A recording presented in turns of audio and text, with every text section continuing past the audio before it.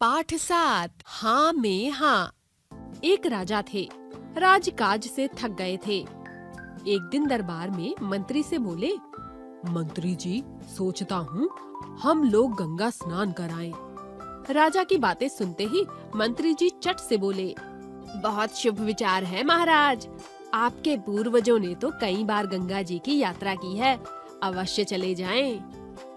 राजा ने पूछा, मंत्री जी, तो फिर चलने का कोई शुभ मुहूर्त निकलवाएं।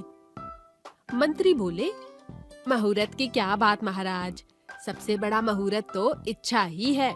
जिस दिन महाराज चलने का विचार करे वही शुभ मुहूर्त है। राजा बोले, सवारी का भी तो प्रबंध होना चाहिए। मंत्री जी बोले, हाँ महाराज, सवारी तो होनी ही चाहिए। गंगा जी बहुत दूर है, परंतु सवारी की आपके यहाँ क्या कमी है? एक से एक बढ़कर सवारियां हैं। राजा ने पूछा, कौन सी सवारी ठीक रहेगी? मंत्री जी बोले, सवारी वही ठीक रहेगी जिसमें श्रीमान की सुविधा हो। राजा बोले, मंत्री जी, हाथी कैसा रहेगा? मंत्री जी बोले, उत्तम महाराज, हाथी जैसी सवारी, वाह क्या कहना। आनंद से चले जा रहे हैं, जहाँ ठहरना चाहे वहाँ ठहर सकते हैं। जब चलना है चलें। राजाओं की सवारी तो हाथी ही है। ठाठ से हौदा कसा हो, महाराज की सवारी चली जा रही हो, आगे पीछे नौकर चाकर साज सम्मान लिए चल रहे हों, दूर से देखने वाले देखें कोई बड़ा रईस चला आ रहा है। राजा बोले, गंगा जी तो बहुत दूर है, हाथी से तो महीनों में पहुंच पाएंगे, चींटी की चाल चलता है।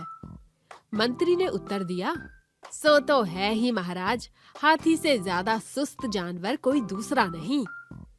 राजा ने कहा, तो फिर ऊंट?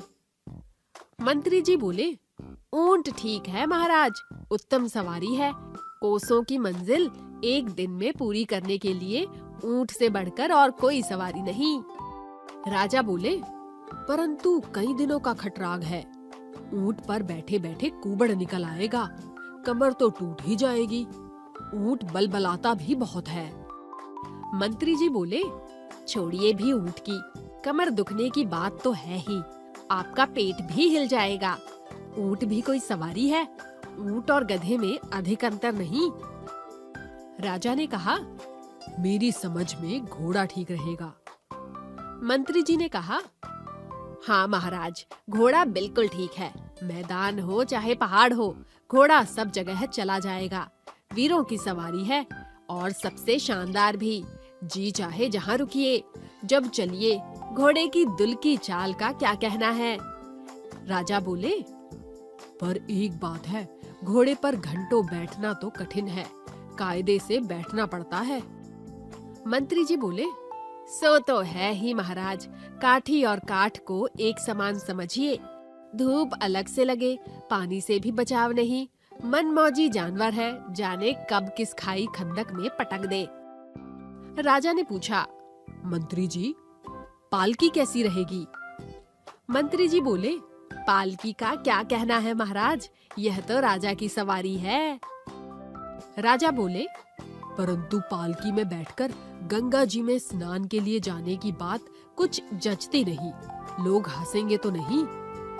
मंत्री जी ने कहा, हंसने की बात तो है ही महाराज, पालकी पर लदकर चलना तो जीते जी ही मुर्दों की तरह जाने के बराबर है।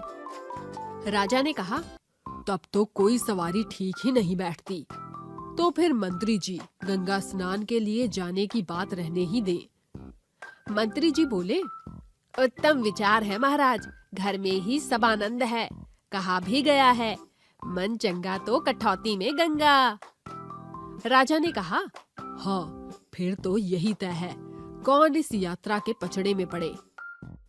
और फिर राजा ने गंगा यात्रा का विचार त्याग दिया। इसे कहते हैं झूठ मूठ हाँ में हाँ मिलाना।